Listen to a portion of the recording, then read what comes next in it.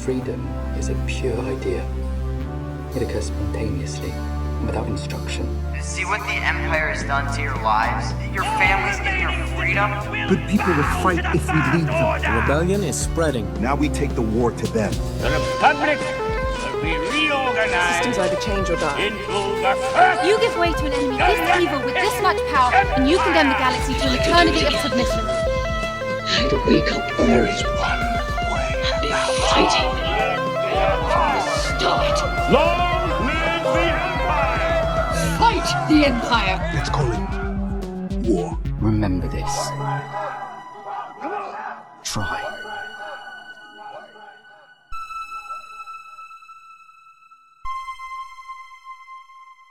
Hey, Sophie. Hi, Eleanor. You know about the Russian reversal? Those jokes where you say a thing about America and then you say the same thing about Soviet Russia, but reverse? No, definitely not. The weird thing about the Russian reversal is it is kind of like this lazy xenophobia trying to convince you that America is this perfect paradise in contrast to the horrible dystopia that is the USSR. But they're also fun. And hypothetically, you can map the format to other dictatorial states. So let me run this by you. In the New Republic, you watch the HoloNet. In the Galactic Empire, HoloNet watches you. Very good. In the New Republic, you might break the law. In the Galactic Empire, law breaks you. In the New Republic, there are loads of places to hang out. You can always find a party. In the Galactic Empire, party finds you. Hello and welcome to Daughters of Ferrix, the only podcast about Star Wars, politics, and history that also features a misspelled name. This is real. So, you know the symbol, the backwards R? That's the Cyrillic letter Ya, which, if we're being sticklers about it, our logo reads like Daughters of Ferrix, which is nonsense. Cool. A little bit like culturally inconsiderate, but I don't care. It's Russian. They're white. I love our logo. I'm not complaining one bit. I've been waiting for an episode to talk about that. Talk about it, and you have to do it in the episode where we're talking about Joseph Juglavashi, or however the hell you say his name. I looked this up. I still cannot get it right, so I will be mispronouncing his name. Before we get started, we've got an announcement to make. Announcements. We've had people asking, how can I support the show? And we finally have an answer. Yes, support capitalism. Support the Daughters of Ferrix podcast. Give us your money. Daughters of Ferrix is launching a Patreon. You can pay as little as $3 a month for our undying gratitude, as well as perks like early access to episodes, episode outtakes, and access to our Daughters of Ferrix Discord server, including discussion channels and a feed where I'll be sharing commentary on whatever book or text I'm reading for the show. And if you join for $10 or more, you'll have access to exclusive monthly bonus episodes. We've got a bonus episode available right now. It features a discussion between Sophie and I where we talk about what the galactic government could look like after Star Wars Episode 9. Including my brilliant, unprecedented concept for how society should work. Yeah, Sophie's a real pioneer. So head on over to patreon.com/Daughters of Ferrix and help keep this show running. Despite being entirely unprofitable, the show is basically my full-time job right now. I spend a lot of time researching, writing, editing, and working on clip and episode uploads because I love and care about this show, as does Sophie. She also writes and also reads, and it takes time. But that sort of thing is only sustainable for so long. So the more support we have, the more secure the future of this show will be. And the more I can work with y'all to make sure this show is what you want it to be too. We are so grateful for any financially responsible support you're able to give. Even if that just means listening, mailing in, or sending this episode to your Star Wars buddies. That's an incredible kindness you do for us and our work. I don't love asking for money, but I want to be able to keep making this. So for those who feel able, check out patreon.com/Daughters of Ferrix. We hope you won't be disappointed. You won't be disappointed. We're great. We're the best Star Wars podcast. Yeah? Mm-hmm. How many Star Wars podcasts do you listen to, Sophie? 0. It's a really diverse pool. Does recording this one count? It's a real different experience recording it versus listening to it back. Okay. Andor season 1. Our favorite thing to talk about on the Daughters of Ferrix podcast. Andor truly is the Star Wars show that nobody asked for, about a character no one liked, that came out swinging when no one really expected it. Just kidding. Fuck the haters. I was an Andor evangelist from day fucking one. They announced this thing in 2018, and I kept telling people, for years. Keep an eye on Andor. That thing's going to be real good. Diego Luna was excellent in Rogue One. Cassian's cool as hell, and he's going to be even better here. When they finally showed up that trailer at Celebration 2022, I was like, oh yeah, I'm so validated. The way this fucking looks, the way this fucking sounds, the like sheer number of characters. I told my wonderful mother to her face to mark my words that Andor would be the best Star Wars since The Last Jedi at least. And it fucking was. Damn the naysayers. No one believed me. Andor honestly might be the best Star Wars, period, dare I say. What I didn't expect is that Andor would include a pretty cogent and complex portrayal of fascism and like political radicalism in general. It's not all propaganda and political theory. It's got plenty of fluff and character drama and some pretty excellent world building. But I don't know, they may as well have had the scene where Cassian turns to the camera and says, I am a communist now, and then specifies he's the exact kind of communist I am. I knew Andor would be good, but I didn't think it'd push the Star Wars Overton window as much as it did. I think we should always be hesitant to credit any on-screen work to primarily one person, particularly when it's a single man. Auteur theory can feel reasonable sometimes, but it's a really slick way to ignore the work being done by everyone behind and around the camera for the sake of doing like great man theory for your favorite movie. We're going to talk about an actual great man today. I guess in the context of great man yes, theory, not we as are in talking he's the about fact that he's a good man. A capital G, capital M great man. That's not very frequent. Most of the time, history is determined by like trends and like cultural shifts and climate and things like that. But there is occasionally like a guy who just changes the course of history by themselves. Like that does happen. It does happen. It's just not the main one. No. And it's not the main one with television shows and with movies. So a word here of recognition for Susanna White, Benjamin Caron, Beau Willimon, Dan Gilroy, Luke Hull, and Michael Wilkinson, alongside a lot of other people for making Andor so deeply special.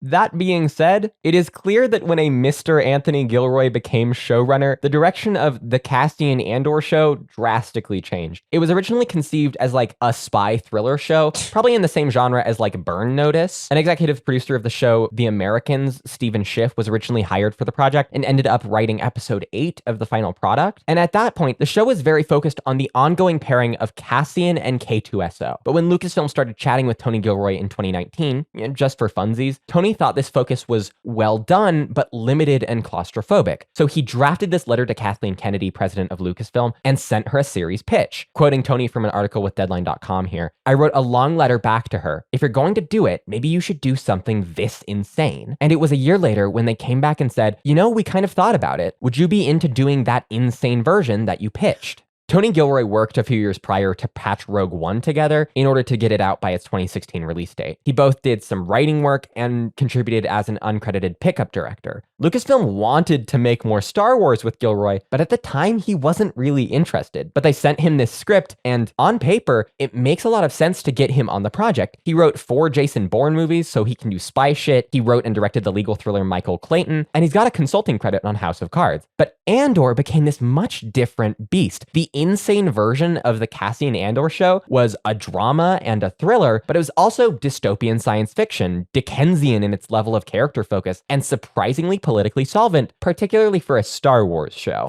And frankly, a lot of that comes down to the inspiration that drove the people who worked on it. When Diego Luna, who also served as an executive producer, was asked about the show's inspiration, he described the way that he grew up in Mexico City and learned the history of revolution and political change in Latin America from a place of relative privilege. In Andor is represented an understanding of what oppression and corruption and border violence actually do to people.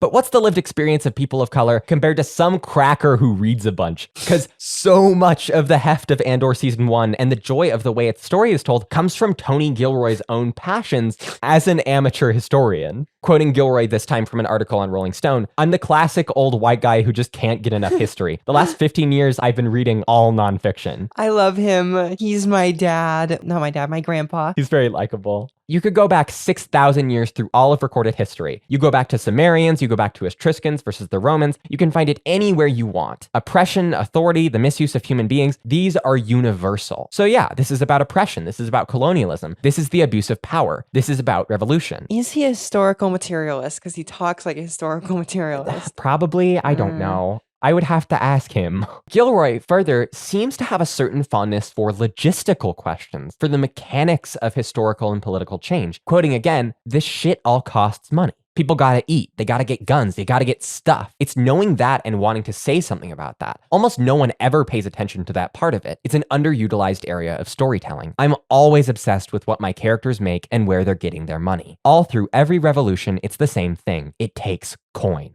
And yeah, Andor does that a lot. Mon Mothma is introduced as someone who's funneling funds from her considerable wealth into Luthen's network. Luthen himself is this guy who's all about moving money, resources, kit, and individuals. He buys stolen goods, provides Saw Gerrera's partisans with starship hardware, and transmits information from cell to cell. It says something when the guy that the ISB names Axis, that the rebel effort revolves around, uses a modified Hallcraft to get around. None of that is to mention the second arc of Andor, 1/4 of the first season, which is largely devoted specifically to the planning, setup, and execution of an insurgent mission to infiltrate an Imperial facility on the planet Aldhani in order to steal a sector's quarterly payroll to be used to further the rebellion. A 7-person team with one on the inside scramble comms to the local airbase and disguise themselves in army uniforms. They take the stationed commandant and his family hostage, load up on about 80 million credits before they're caught, and, taking heavy losses, blast their way out aboard a box freighter. It's good shit. I like the Aldhani arc a lot. Rest in peace, Nemec. Rest in peace, Nemec. When asked about his focus on the cash of the rebellion, Gilroy specifically cites the book Young Stalin by historian Simon Sebag Montefiore, a nonfiction novel about Stalin's early life and his transformation from a childhood in poverty into a political gangster. The author previously wrote about Stalin's life and based his writings in letters, diaries, and other writings by people who were close to the man in order to get a more intimate picture. Your mileage may vary with regard to Montefiore's politics. He doesn't seem like a crank, but his Twitter sure has a lot of pro-Israel bullshit on it. But he wrote a book, and it seems like it's at least reasonably historically accurate. It's relevant to what we're doing today.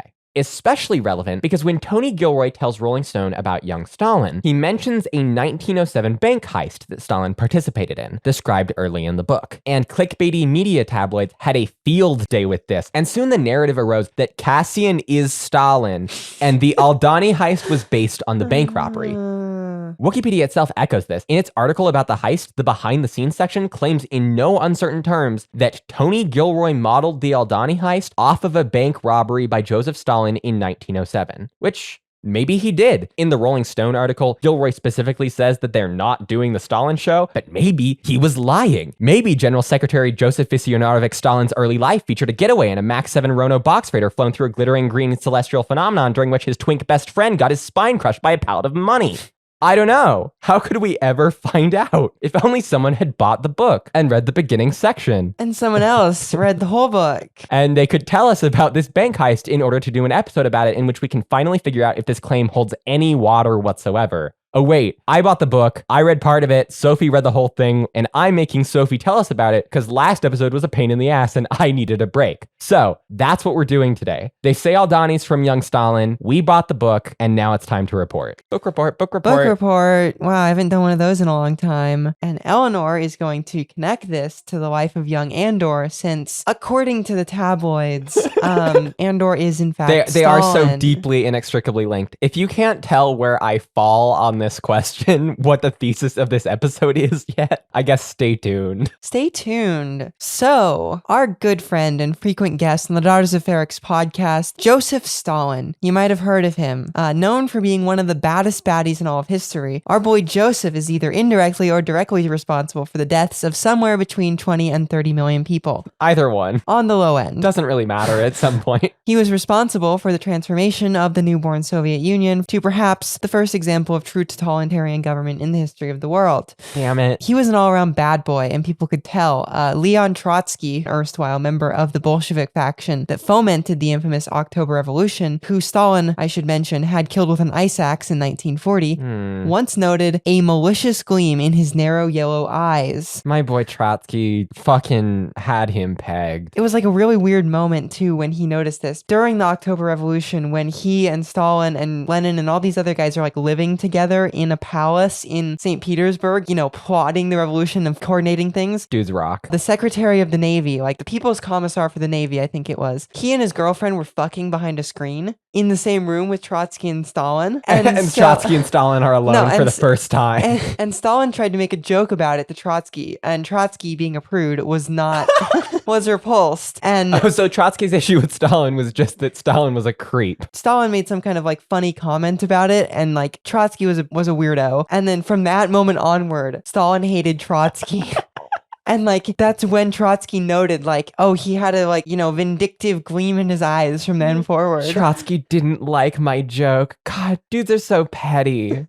My guy. Should have laughed at the joke, man. You wouldn't have got ice axed in Mexico. Which, by the way, is a very funny way to kill someone, I will say. It's up there. It's up there. So today we're going to talk about how Stalin came to be, the bank heist that made his name, and how he wriggled his way into absolute power over the Red Empire that would forever bear his mark. Fucking Stalin. Nay Joseph Zhuglavashi. Yeah? Oh, wait, no. Zhugashvili. Called So-So by his friends and family for much of his life. Joseph Stalin was born on the 18th of December, 1978. He's still alive, guys, in our heart. He came out a year after Star Wars. Born on the 18th of December, 1878, to Georgian parents, Beso and Keke Zhugashvili. Jesus Christ, that's a lot of Russian names. They're Georgians, though. They speak Georgian. Is Georgian a language? Georgian is a language. That's why I'm the Star Wars person. Yeah, Stalin didn't actually learn Russian until he went to seminary. Stalin's parentage is, however, something of a matter of dispute, as his mother was, by all accounts, an attractive woman and was known to have had affairs with at least 3 men the time before he was born. Girls rock. These included a Georgian Orthodox priest, a cop, No, girls don't rock anymore. and the man who would become Stalin's effective godfather, whose name I cannot pronounce, You didn't Google how to pronounce it? Ignatashvili. That sounds like Russian or Georgian or whatever. All of these men were suspected of fathering the boy, rumors of which Stalin would encourage throughout his life, especially the priest. He's a priest's son. He could never do wrong. Well, and actually, how he got into seminary and like the church school that he's going to go to was by claiming to be that guy's kid. Oh, that's good. That's good shit. Every kid should get to lie about having a couple of different dads, I think. True. Just in case you got to get into school. But regardless of parentage, Keke doted on Stalin, who was the first of her 3 children to survive infancy. Oh, Yeah. okay. They got married. Beso knocked her up. They have the kid, and they think he dies because they don't get him baptized soon enough. And so the next time they're like, okay, well, we'll get him baptized immediately and we'll make a pilgrimage to this like holy site nearby. This time they have him and they baptize him, but they wait too long to go on the pilgrimage. So they think that because they waited too long to go on the pilgrimage, he died. And so they have Stalin and they baptize him immediately and take him on a pilgrimage. He still almost dies. Shame they didn't wait longer to go on the pilgrimage. Yeah. Times were good. Beso was a prosperous cobbler with a booming business and multiple apprentices. Nice. But then alcohol. Just like the concept. No, Beso started drinking Oh, he's and just became like an me for real. alcoholic. But suffice it to say that the family's prosperity faded somewhat quickly once Beso's alcoholism made it impossible for him to keep his hands from shaking. He's a shoemaker. Time for a different job. So he would remain an inconsistent and abusive presence at best for the rest of Stalin's adolescence. Dads are tough. They are tough. Dads are tough. Stalin was born in not quite a village, but at the time it was much smaller than it is now. It's like 200,000 people now, but it was 7,000 or 8,000 people. It's called Gori. And, the old saying, it takes a village, was proven to be true. And all these people, including the 3 people who are thought to possibly be his father, started kind of helping to raise him because his mom didn't really have any money because Beso's off like doing whatever. And she's like, washing clothes for a living. And so all these people are like, helping him, giving him food, giving him money. And he learned the value of a commune. No. This one priest pretends to be his father to get him into Gori's church school, which is like where you go before you go to seminary to become a priest. Nice. By all accounts, Stalin was a dedicated and pious student, earning top marks and becoming locally famous for his beautiful singing voice. He was like really into Russian or Georgian Orthodoxy for like most of his childhood. He would be like the altar boy. He would carry on around the cross or swing the thurible or whatever. Like he was into it and very intelligent. Although teachers and local merchants noted that he had a vindictive streak. His pranks became infamous.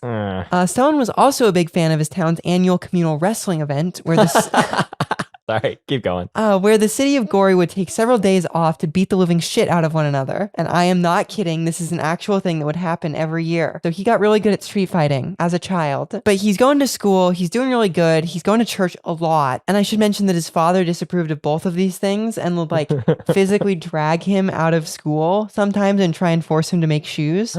Because his father couldn't make shoes for His shit. father was bad at making shoes now. And so he was trying to teach his son to be a shoemaker. What is a child if not not an extension of their father's ego. But even before he left school to go to seminary in the much larger Tiflis, which he's going to do in a second, which is now known as Tbilisi, it's the capital of Georgia, Stalin was an atheist because Darwin had made a big impression on a young man formed in the fundamentalist rigors of, early 20th century Georgian orthodoxy. Oh my God, he's just like me for real. But despite Stalin's, latent atheism, his mother was very determined that he become a bishop eventually, big white hat. Think of that. That's what a bishop is. His mom really wanted him to become that because one time she saw a bishop come in from a different city and was very impressed. That's the whole reason. That is the type of shit that small town people from before the 20th century would you just see a guy and you go, that's cool. And that's the only thing you have for the rest of your life. Yeah, life used to be very different than it is now. So he goes to seminary. His mom has to scrounge together a bunch of money for this. The priest has to pretend to be his dad again to get him in. It's a whole thing. But he goes to seminary and he's still a really good student in all of his classes and has time to have a short, though successful, poetry career on the side.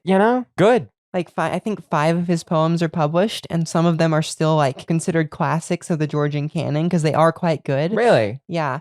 I've only read them translated into English, but they aren't bad. Lots of people have a poetry streak. Few people have a good poetry streak. Yeah. Props to Stalin. Unlike his most contemporary tyrant Hitler, he was a successful artist. Whoa. Get fucked, Hitler. Get fucked, Hitler. That's why you lost World War II, Hitler, is because Stalin was a poet and you sucked at art. I find it kind of distressing how you can never talk for that long about Stalin without bringing up Hitler, whether it is in a literal world history sense or in a, I don't know, we need to talk about the other guy way. Red Hitler. He's the other guy. I mean, he killed it's exhausting. It's so tiring. He killed I don't know, probably half as many people as Hitler. I'm so sick of Hitler, you guys. I hate Hitler. You hot hate take, Hitler, not a great guy. Elon Musk did a good thing. What? Elon Musk did a good thing. Did he say he didn't like Hitler? No, he banned at Hitler on Twitter. Wow. I thought comedy was legal. In 1894 at seminary, Stalin became a voracious reader, plowing through books both banned and unbanned because,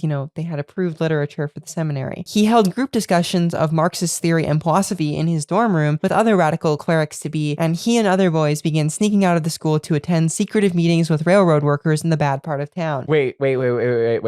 Marx mention? Marx mentioned when he went to seminary, he discovered Marx and was instantly into it. The true religion. Yeah, we're going to talk about this later, how Marxism isn't so much an ideology for Stalin as a religion. I wonder how that could go wrong. Yeah, should have been Trotsky. Moving on.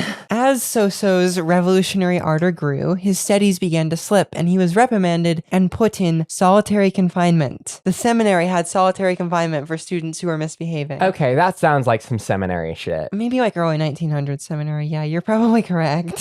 For disrespecting teachers and skipping mass and or prayers, which he would Stalin at this point was being quite funny, how he would skip out of mass or prayers. He would just sit there talking to his buddies loudly during sermons and stuff and would just flip everyone off and walk out the back during prayers. What? Seriously? The Georgian equivalent of flipping. Oh, that is, God, I'm so sorry. Stalin was iconic for that. It is quite funny. That's amazing. Yeah. And he developed an enmity with one monk in particular, Father Abishids, known to the seminarians as the Black Spot. Sure.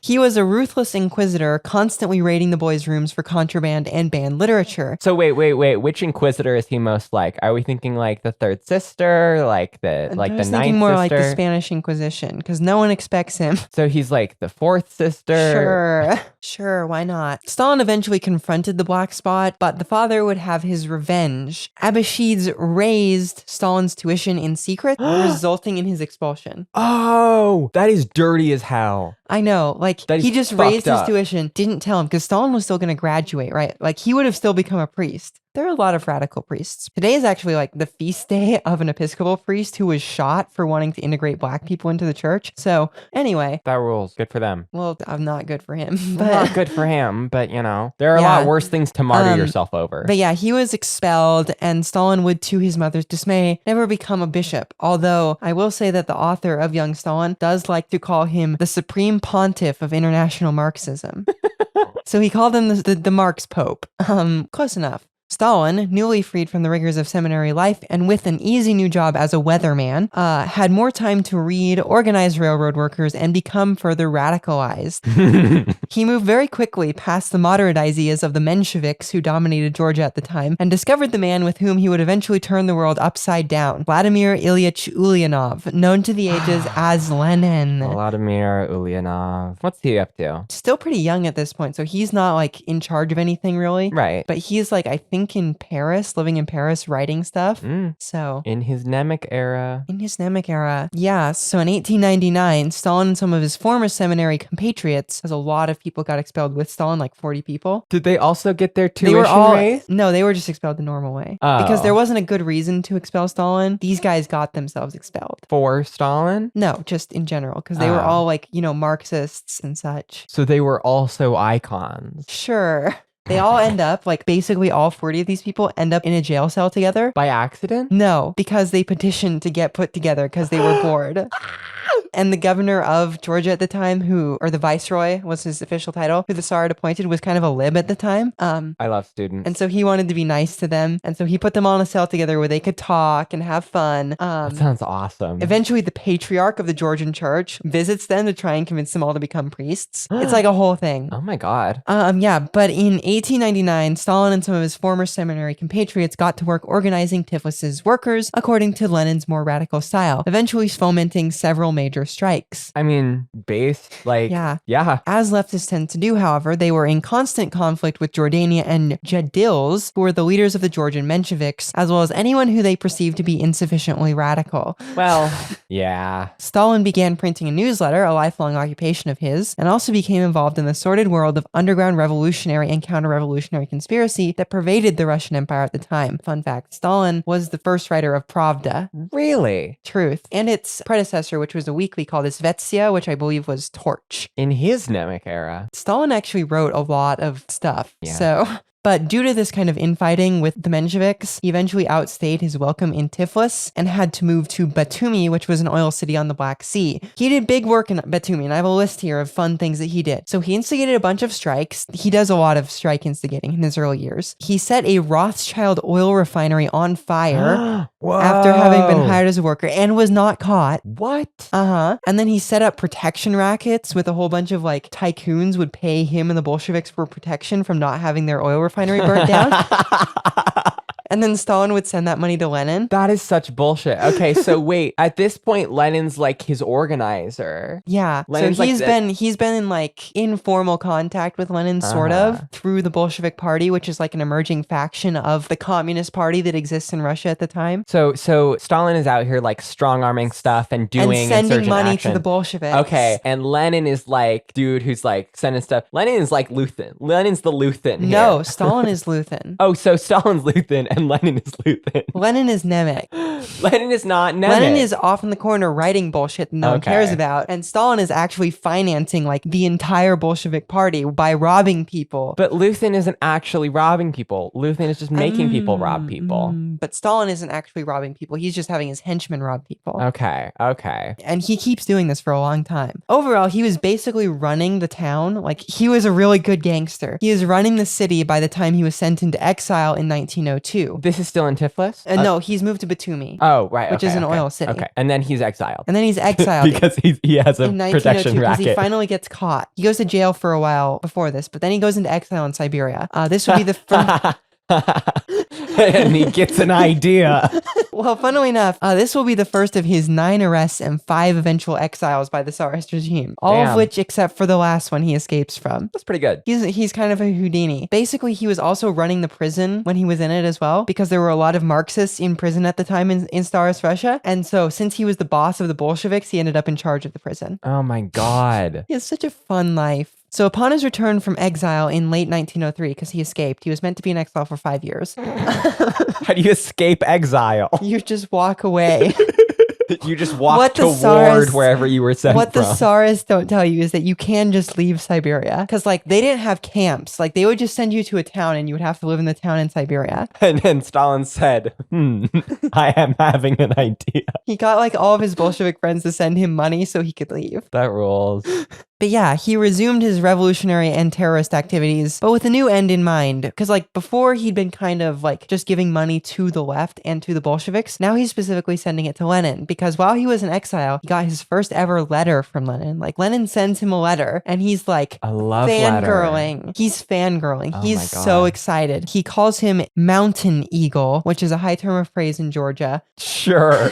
He'll call him this like for the rest of his life too. Like Lenin was my Mountain Eagle. His poet days are long behind him. Yeah, and he's just enthralled. He loves Lenin. He's super obsessed. And then as he comes back, the tempo of robberies and extortion and such just like exponentially increases. In the oil town. In the oil town, and he's back in Tiflis now because a bunch of the Mensheviks who got him thrown out of Tiflis have also been arrested. Got it. And he's also in Baku, which is the capital of Azerbaijan. He is like running the entire Bolshevik operation in the Caucasus and just stealing shit everywhere. He's kind of a badass at this time, gotta be honest. But in 1904, just as he's getting back from exile and he's starting to resume and amp up like all of his like operations of stealing shit and extorting people and like running whole swaths of the countryside, Tsar Nicholas does a very dumb thing. Have you heard of the Russo-Japanese War? Yes, I have. Yes, you have. So Nicholas II had foolishly gotten into a fight he wasn't ready to, win over Port Arthur, which was like this really shitty warm water port that Russia had in like the Yellow Sea, I think it is. It was just like on a peninsula and it was like 20,000 people, and Russia throughout its history is always obsessed with warm water ports and they had finally gotten one. And then Japan is like, how about no? We have one place that is warm.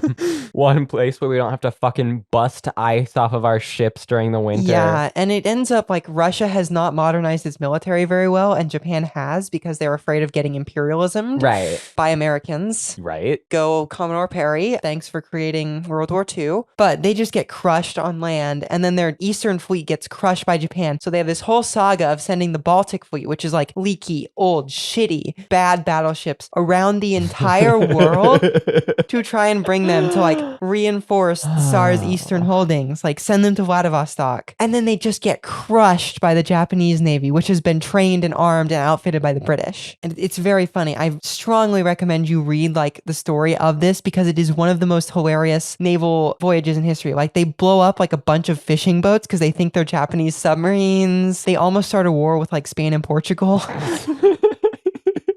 So, damn. Yeah. But as you might expect, this caused all sorts of chaos back home as everyone realized that the Tsar was an incompetent buffoon who could not run a country. Sure. And there's basically like an almost revolution. People are just rising up all over the place in like 1904 and 1905, like trying to throw down the Tsar's government and such. In Georgia and in the Caucasus, this is especially strong because they never liked him anyway. So like it's chaos. No one's in charge. Right. If you already don't like your ruler and then a war starts and you go, oh, he's shit. Yeah. It's not over, but like it's over. And the Georgian Bolsheviks, whom Stalin was basically in charge of, just like explode. There's like 50,000 of them now, and they're just like robbing, extorting, running portions of the countryside. It's a whole thing. Like they almost control Georgia with the Mensheviks. Jesus. Like at one point, that you remember that lib governor of Georgia that we discussed earlier? He has to call in the Bolsheviks and the Mensheviks to stop race riots. What? Because his own forces are so like, they're the cops now. They are the cops now. And this is where we get into the heist sort of thing. So Stalin sets up this group called the Outfit, which is specifically his bank robbery unit, which would just go around and rob banks and carriages and things like that. Notable among these was Camo, Stalin's flamboyant and rabid sidekick. He's a very funny guy. It's said that his kind of like inherent insanity, which is pretty clear given how often he offers to kill people for Stalin. It's this guy. He spends 5 years in jail pretending to be insane the entire time to escape. That is commitment to the bit. And he's not actually like that insane. Yeah, he's that guy who's like, Stalin, let me kill the guy. Let me kill that guy. I also want to note other funny ways that they were making money for Lenin at this time. Number one, piracy. They had boats? They had boats. They bought a yacht and pirated ships with it. And also stowed away aboard other ships and threatened to blow them up if the captains didn't hand them over. Embrace Marxism, Leninism, piracy. Oh my God. And also they I were want that flag. Also, they were on the payroll of the Rothschilds. How'd that happen? The Rothschilds were sympathetic to them because they didn't like the Tsar. Really? Yeah. Mon Mothma moment. So, in late 1905, as the almost revolution was reaching its high water mark, Stalin met his, quote, mountain eagle, that's Lenin, for the first time in Finland. They would meet again in Stockholm in 1906 and Berlin/London in 1907. Okay, so they have not met up to this point. Stalin receives a letter. Several letters. Stalin receives that letter when he's in exile, and Stalin creams his jeans. But before that, Stalin was still sending money to the Bolsheviks. Okay. Who Lenin was in charge of. But it wasn't like personal relationship. No, but then it became personal. And Lenin becomes a big fan of Stalin too because he likes how much of a terrorist he is. Right. And if I were Lenin, how could you not, you know? Important about this London-Berlin meeting is that this is where Lenin and Stalin planned the robbery we're about to talk about. Okay. And also where the Menshevik wing of the party, because it's still all one party at this point, gets robberies banned, makes them illegal from the party's manifesto. Crime is now illegal. Like, we're no longer going to do crime to support our enterprises. Okay. We're going to be a legitimate political party. That's interesting. And this is important because as part of like not having himself be overthrown, the Tsar had granted like the right to form a parliament. And so all these guys want to run in the parliament, and you can't run in the parliament if you're doing crime. Sure. At least hypothetically. Hypothetically. They do it anyway. Stalin also gets married during this time to a woman named Cato, who would bear his first son and die in 1907, largely due to the stress of Stalin being pursued as a result of this robbery. He loved her, but he was not good to her. Unsurprising. Yeah. Notably, about the origins of his name, after Cato died, Stalin took up the practice of using women who he loved's name as his pen name. So for like 10 years, he was Joseph Cato, was his like pen name in Pravda and in Izvestia and other things. He dropped that eventually once he dated another woman whose last name was Stahl. Oh. And so Stalin became his pen name after a while. Wife guy Stalin. Wife guy Stalin. He was a simp. But this brings us to the heist. Oh my God, the point of this fucking episode. So, as we mentioned a moment ago, it was now illegal to do crime in the Communist Party of Russia. Very disappointing for Stalin. But Lenin still needs the money. He needs money to publish his books, paying people. pay people, sure, keep the Bolshevik underground alive. So he needs money. So Stalin, he goes and is like, okay, we're going to do one job. One more job in Georgia. Get the band back together. Because the reaction to kind of that almost revolution that we talked about in Georgia had been really, really strong. And where there were like 50,000 Bolsheviks a couple years ago, there were now 500. And so he's like, we can do this really big job in Georgia and no one will give a shit. So first, all 20 people whom Stalin had recruited for his outfit temporarily resigned their memberships in the party because it was... That is strategy. It is illegal to do crime if you're a member of the Communist Party. However, if you're not a member of the Communist Party, it's fine. They go and become a member of like the Tsarist party or whatever. So it was actually those guys who did the crime. No, I think that they were briefly independents. So literally 2 or 3 days after, like they rejoined the party. Maybe this is what Kyon Greylark did after she resigned. Stalin, who was always in danger in the party of being kicked out because he had really radical views, just couldn't be a part of it. So he just had to watch. So he is not part of the bank heist. He does not actually do the bank heist. This is why I said he's Luthen, because he's always like organizing these bank heists and things to like give Lenin money, but then never actually doing them. So you're telling me that Stalin is not Cassian Jaren Andor. Stalin is not Cassian Jaren Andor. Sorry. Interesting. Regardless though, Stalin had been planning out this particular job for months and had a man on the inside. One of Stalin's many informants handed over the schedules of transfers to the state bank in Tiflis's Yerevan Square. Every person had their role to play. Okay. So Camo, the psychopath we mentioned earlier, was meant to play a literal prince and actually rented a palace for some time before the robbery to play the part.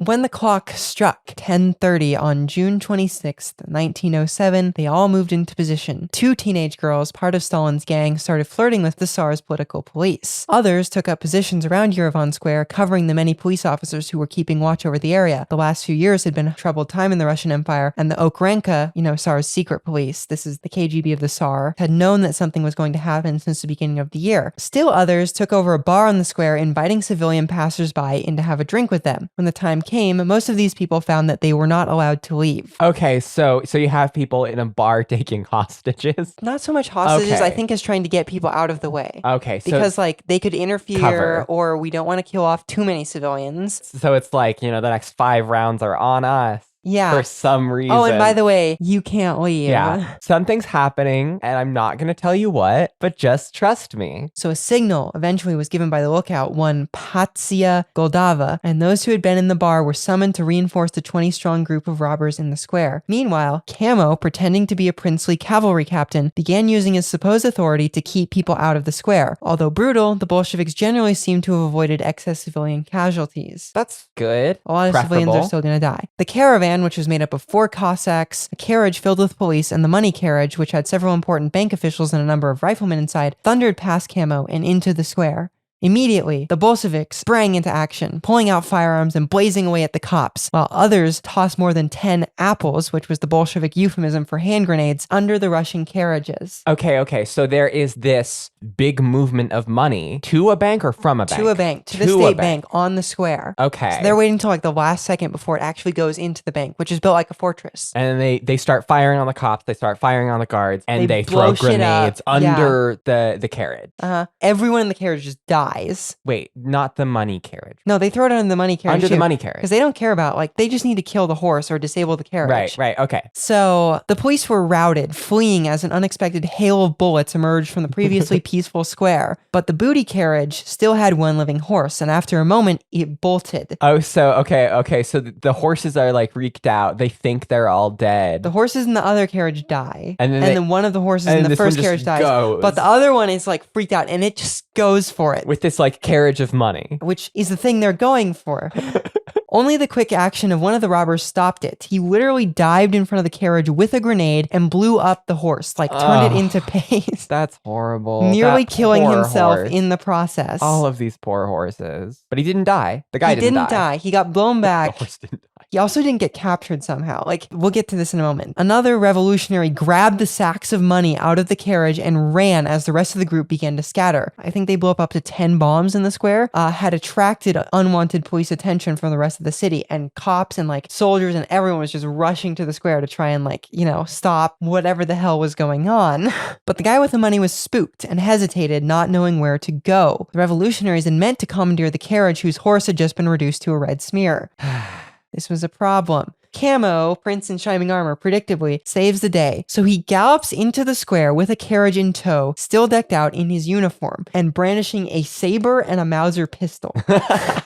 He starts shooting at anyone who seems hostile, doing like donuts. Dual wielding on a horse with a carriage. Doing donuts around the square with his carriage to like drive all the cops when they've all fled away because they're scared of like this psychotic Georgian dude with a saber and a pistol and a carriage. The remaining revolutionaries, like the girls that have been flirting, help him load the money into the carriage, and he just rides the fuck off, and everyone else just scatters. MVP. They should add horse and carriage stance to the sequel to Jedi Survivor. So with audacity typical to his nature, Camo rides right past the cops, because he's still in uniform, and shouts at them that the money is safe. Oh. He like tells them he has it in the carriage, but it's safe because he's a member of the gendarmerie. Right. I mean, he's not lying.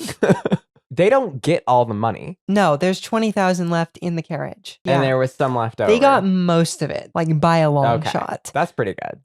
Bank still has some money. The police chief was among the cops who he rode by. He killed himself the next day upon realizing that the guy with the money had ridden past him. The police chief did? The police chief killed himself because he was so ashamed. Thus to all. I feel a little bad for him, but he is a cop. Yeah. Cop in the SARS regime, by the way.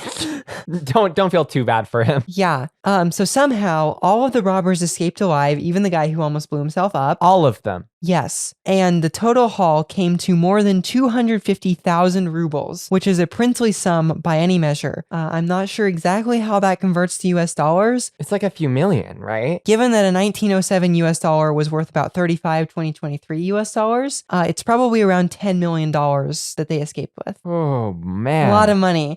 50 were wounded, more than 40 were killed, both civilian and SARS officials, and the national and international news predictably freaked the fuck out. fact. So everyone is talking about this. I have some good headlines from the Daily Mirror, which is a British newspaper, a British tabloid these days, but back then it was kind of respectable. Fuck the Mirror. Rain of bombs. Revolutionaries hurl destruction among large crowds of people. And then the French newspaper, Le Temps, they just printed the headline, Catastrophe. Real creative there. Mm-hmm. Couldn't even have managed a pun or anything. This is the heist that would make Stalin a name to be known among revolutionaries. And so people know that Stalin is involved, or at least the Bolsheviks know? The Bolsheviks all know, and now all the Bolsheviks are like, yo, Stalin, that is our motherfucker. This guy just joined our party right after doing this bank robbery. And the Mensheviks... New blood. The Mensheviks predictably try and expel him from the party again over this. Well, I wouldn't want Stalin at my party.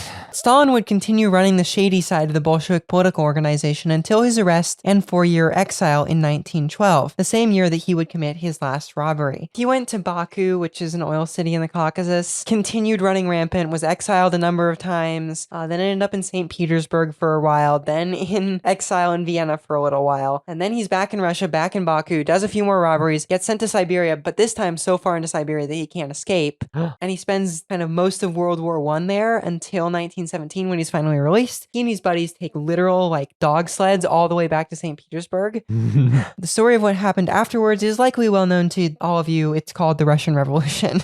What happened to Stalin next? Well, you might have heard of the Soviet Union. So it went good. And for Stalin. Stalin was a good guy, right? No.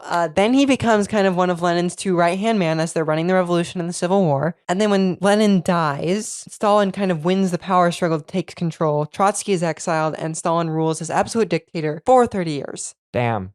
Just like Cassian, Jaren, Andor. Yeah, they intercepted a bank caravan. They blew up a horse.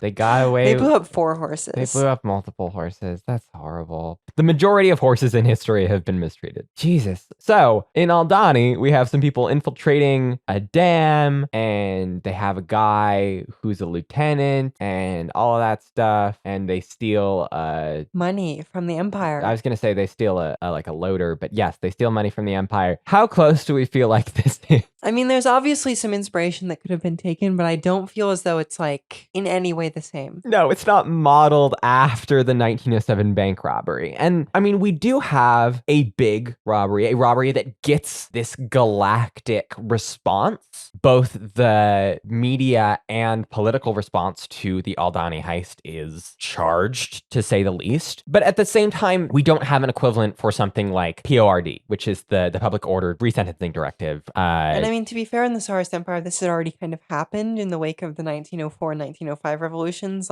They'd sent a lot more people into exile, but Russian exile under the Tsar wasn't that bad. Mm-hmm. It was not the gulag. It was just you get sent to a village, the Tsar pays you 10 rubles a month to keep yourself alive, and you're bored for 10 years. That sounds like an okay way of doing it, frankly. Or they would deport you to Poland. A fate worse than death. I certainly did not bury the lead towards the beginning of this episode, but I don't see Aldhani as mapping onto this. I believe people went, oh, there's this heist in Andor, and Gilroy talked about this heist in Stalin, and no one read the book and just made an assumption, which was false. I mean, it is not based on the Tiflis bank robbery. They should really make an 8-part series on young Stalin, a TV show. That would Gilroy be great. should make the Stalin show. That would be super That would fun. be very cool. Yeah. I want to learn to hate Stalin in a dramatic way. You should read the whole book. I understand Stalin a lot more than I used to. Not I still a think he's a great dick. dude. Yeah. I do think it's interesting how you can take the priest out of the religion, but you maybe cannot take the religion out of the priest. Because Stalin spent his entire young life extremely immersed in a very, very rigid form of Christianity. And even though he leaves the church as a teenager, kind of the way he approaches Marxism throughout his life is very religious. He ends up even building a cult of personality. Yeah, I think it is very clear that when you are primed to think in certain fundamentalist ways, that you take that beyond a deconversion process. And I mean, it isn't just religion, right? There are plenty of people who are radicalized to the right wing online. And the thing they do after that, after realizing, oh shit, maybe racism is bad, is often not de-radicalization and to the other joining extreme, the center. yeah. They go and they become a Marxist-Leninist. they become a and defend Marxist Stalin. Leninist. Let's be clear. I think there are ways in which that can be really good and really positive. But like, if you are used to thinking in clear-cut, definite terms about the world, it can be easy to exchange that for different ones. There is a way in which Marxist ideology is quite amenable to that exchange because there is a clear bad guy. The bourgeoisie, capital, there's an original sin, capitalism, and exploitation. Those are the original sin of society. And, we wait for this promised day long in the future when the magical revolution will happen to solve all of humanity's problems. It is deeply futurist. And a lot of popular leftist ideology is like waiting for the reckoning day, when I don't think that's exactly the best way to build political change, but it's really compelling and it's easy to sell people on. I fully get the appeal, I'm in that camp. But yeah, I think belief structures all bear similarities to one another in the ways that people join them, leave them, switch between them. And I don't know, prescription for our listeners, be careful not to think of your politics as a religion. That would be good. You might start one of the world's worst regimes, which would be bad. If anyone listening to this is in a position to do that kind of political change, do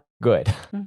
do good, actually. Do a good thing, actually. But also don't do a bad thing. Other thing I kind of wanted to mention is why the Stalinist regime became so bad is largely because of these days that we're talking about here. Stalin spent his entire formational years as a Marxist leader dealing with horrible conspiracies and traitors all the time and having to fight the Okhrana with outside forces, and he never lost it, which is why in the 1930s he purged the entire Soviet military and government. So he was in full, there will be a conspiracy against me mode for his entire life. Yeah. And it was especially bad because one of the highest ranking Marxist politicians at the time, Bolshevik politicians, I should say, ended up betraying the Bolshevik party despite being in the Central Committee and Inner Circle. He was on the payroll of the Tsar the entire time. And that just put this paranoia into the heart of the Bolshevik party forever.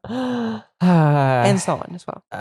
Don't be too paranoid that you kill that you purge the fucking military. Don't be so paranoid that you kill 30 million people. It's like a recommendation. Maybe do not the kulaks. All right. Do you want to do some emails? Let's do some emails. Our first email is from Alessandro Massi. Dear Eleanor and Sophia, I love Daughters of Ferrex. I've been searching for years for a place to have discussions on politics, history, and Star Wars. I'm so happy I found you. I'm so happy you found us too, Alessandro. I am also happy about this. For years, I was a liberal arguing in the culture wars online. And now you are a MAGA Trumpist because the left left you, right? Let me finish the damn email, Sophie. I lived for those cathartic moments many liberals dream of, where a debate concludes with a point-by-point breakdown that reveals the backwardness of the conservative position, eviscerating them such that they admit defeat. Of course, these only exist in the scripted worlds of Aaron Sorkin shows.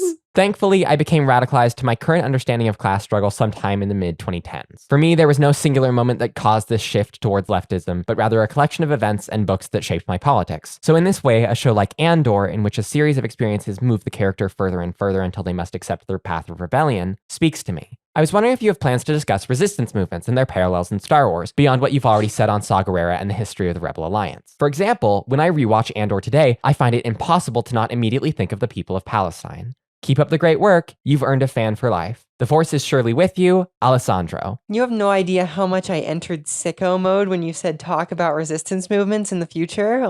Yes, we are in fact going to do that, and it is closer than you think. In 2 weeks, we will be doing an episode on that. I don't know exactly what it's going to be, but it is going to be about... a critique of resistance movements. We'll see. We'll see how that goes. Yeah, Andor is going to be one of those shows that as you watch it, kind of no matter where you're at and where we're at in world history, is going to be resonant with something. It's really easy to watch it and think of oppressed peoples, period. It is generic enough in some of its struggles that you can kind of tap into it in any sort of way. And yeah, definitely if we were looking at colonialist states or authoritarian states or just sort of those powers functioning in systems that are receptive to them, it's going to be resonant for a long time, probably past when any of us are alive. I also expect that, no matter where you're at politically, where you're going to be in a few years will be kind of like a refinement and an extension of that, right? we are always developing, we are always changing, and there are always these moments where we're like, oh, that is changing the way I'm thinking about that. And that is the beauty of the slow burn that is Andor season 1 is Cassian's radicalization. So yeah, I am fully with you there, Alessandro. I hope you tune back in 2 weeks because you're going to get what you want. Our next email is from Joel Davis. Hi, Joel. Hello, Daughters of Ferrix. Hello. I've been thinking recently about the First Order and love to get your insights on the parallel I made not to post-World War II Nazis, but post-World War I Nazis. I think it would be interesting to see the differences in the various Imperial remnant forces during the events of the Mandoverse. While they all want to restore themselves to power, they may want to do so in different ways. This is similar to the post-World War I right-wing movement in Germany, for as weird as it is to say, not all of them were Nazis. Yes, they were all bad people who wanted to restore Germany to some sort of former glory, but the Nazis themselves were a faction in the wider movement with their own unique goals, while other parts of the movement wanted different things, such as the restoration of the Kaiser, or were just military aristocrats who all worked together but didn't get along. I think it is interesting to see the differences in First Order types versus people who want to see a galactic monarchy restored in the Empire, or former Imperial military aristocratic types. Hux Sr. and Thrawn may want the same thing, but they go about it in different ways, and may just personally hate each other. Anyway, sorry if this question is a bit rambly, but love to get your insight into this observation and hope for some Imperial remnant politicking. Love the podcast, Joel Davis. No, the thing about times after large wars, right? World War I, the Galactic Civil War, times after these are always the most interesting times politically because you have just a whole bunch of people who have previously been kind of held together by the war, by nationalism, by things like that, who can kind of just run free. Like the Weimar Republic is probably the most politically diverse political system in history where you have like Marxists, Leninists, and Nazis in parliament at the same time. And everyone in between is also in parliament. Don't quote me on this, but I think there was like a gay liberation party that got a seat in parliament during the Weimar Republic at one point. And I think kind of in the same way, the post-Galactic Civil War period has all that sort of thing. Like you have kind of the centrist Imperials who are into the Empire not so much because of, I don't know, even fascism, but because they think that, you know, the galaxy needs order and we've had too much chaos in recent times. Right. We need the strong arm of the state to hold us together. We need this highly militarized government because that's a lot of what it is there is like a military fetishism within that contingent. And then you have obviously like people who are into the Emperor and you have Nazis, the First Order. There is really a cogent comparison to be drawn there. It's a very interesting period to look at in both cases. I am very interested in the ways in which Star Wars in canon diversifies that threat. And part of this is a way for the mechanics of Star Wars to allow for Imperial enemies for like 3 decades if they really want to, in different ways, in different settings, right? We get the centrists as an opposition party, as a sort of antagonistic force in the novel Bloodline when our protagonist is a senator and she's doing politics stuff. So it makes sense. But also, I mean, we do have this transition from, you have the Inner Systems Imperial Remnant, which sort of is trying to do Empire, but just like totally sucks ass at it. And that is... I mean, to be fair, Palpatine's Empire also totally sucked ass at it. Yes, but they don't have resources either because they're not allowed to do colonialism and all that bullshit. Boring. Yeah. Woke. We can't even have the Empire anymore Republic. Because of woke. But I mean, we have stuff that is contemporary. We have Thrawn's stuff, going on at the same time as whatever the hell Moff Gideon was up to. And clearly these are not the same plans. They are connected in certain ways, right? The Shadow Council, as it was established after Endor and kind of continued into the First Order, but we don't know when that transition took place. We don't know exactly how that goes down. The Shadow Council fucking hates each other. Like, it's some guys who we see that in The Mandalorian. They just don't like each other. It's people who want one kind of power and people who are trying to do one other thing. Again, Moff Gideon is doing this like really specific sort of rather narcissistic stupid thing. Yeah. He's like, I want to create this guy and gain dominance over it. And it's like, there's no like political strategy here. He doesn't seem to be like particularly powerful either. Mm-mm. Like, we don't ever see him with a Star Destroyer. And we know for a fact Thrawn has a whole ton of Star Destroyers. Included in the Shadow Council, not in The Mandalorian, but is Grand Admiral Ray Sloan, who is the contingent that goes into the unknown regions and does the First Order and is building up resources and is colonizing and like completely different goals because they're playing the long game. And this is who Brendel Hux, which is General Hux's dad, this is who he works for. And he's in the Shadow Council in The Mandalorian. So he's almost definitely representing Sloan and the First Order. So The thing that the right wing has on kind of anyone else is that they hate each other as much as you might hate your political enemy, but that doesn't matter as much. The thing that binds them together is that they get to hate the left or liberals or whatever they decide their political enemies are, and they get to hate women or Black people. And that sort of gives them this allyship that you do not find in the left, because the left is only kind of bound by our resentment for certain systems of capital, right? Like at best. and a certain disdain for the right for being like weirdos. We know that racism is bad. We'll acknowledge Black History Month. Happy Black History Month, by the way. But then we're too busy fighting each other most of the time to actually be effective. This is the whole thing we just learned about in Stalin's whole life story, is he's constantly just fighting with the goddamn Mensheviks. Every other sentence is the book and it's and then Stalin assassinated a Menshevik, and then a Menshevik tried to assassinate Stalin, and then the Mensheviks tried to get Stalin kicked out of the party, and then the Mensheviks I'm a big fan of that conversation Luthen has with Saw, where Luthen's I'm a coward, I just want the leftists to get along, because that is kind of me. It's yeah, I don't know, I have my specific pet theories or whatever, but come on.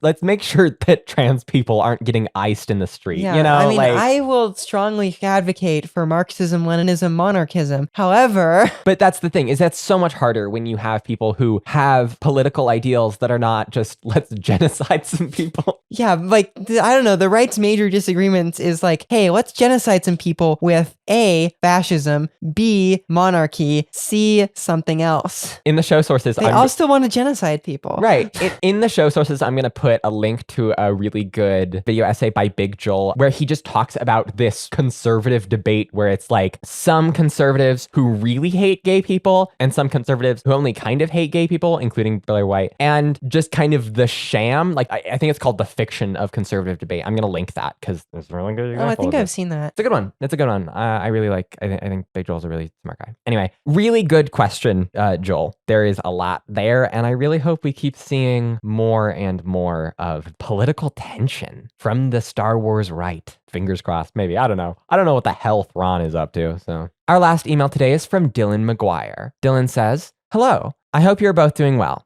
This one shall be short. First, as I was listening to today's episode, a thought occurred to me while you were discussing Planet X. Could this possibly be the planet that Yoda visits in the Clone Wars episodes Destiny, Season 6, Episode 12? Or do we know that it's not? Is Planet X to that planet what Jakku is to Tatooine?" Do you have any thoughts on this? Because I know the answer. I remember this happening. I don't know. The answer is no. I like the way you're thinking.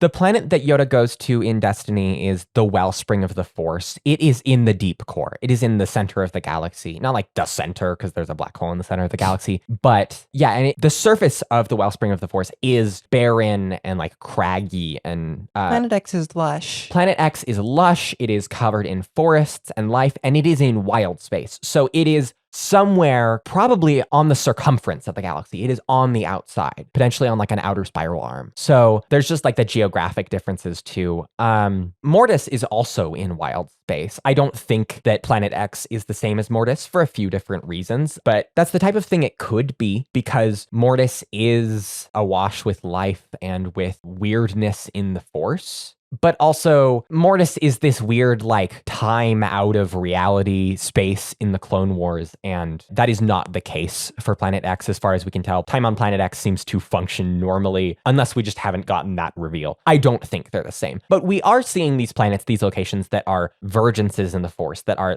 Force nexuses. The Wellspring specifically is the place that midichlorians come from, and Mortis is the place where the Mortis gods dwell, which, take it or leave it how those affect your view of the Force. But it seems like Planet X is just fucking raging with the Force. It is just, it's vibing. It is possible it has some connection to something that is similar, but I don't think so. I think it is an original thing, but it's drawing from those sorts of ideas. Good question, though. I think that's a really good question. And last, in regards to the problematicness of some Star Wars races being shoehorned into stereotypes, I was wondering if you thought there was any significant difference between races being portrayed as generally one thing, like the Sith race, and racism within the Star Wars galaxy that paints certain races with a broad brush. For example, in the episode The Twi'leks were referred to as being portrayed as the sex worker race. I'm not disputing that, but do you think that's how they're portrayed, or that's how many people within the Star Wars galaxy wrongly view them? Did one morph into the other as new creators try to correct a wrong, or as this is a work of fiction that can only be conceived by creators and perceived by real people in our world, is there simply no significant difference? Forgive me if that last paragraph is rambling nonsense. All the best, Dylan McGuire. No, that's good, actually. I like that a lot. That's an interesting way of thinking about it, because we know that there is canonically racism in Star Wars. So,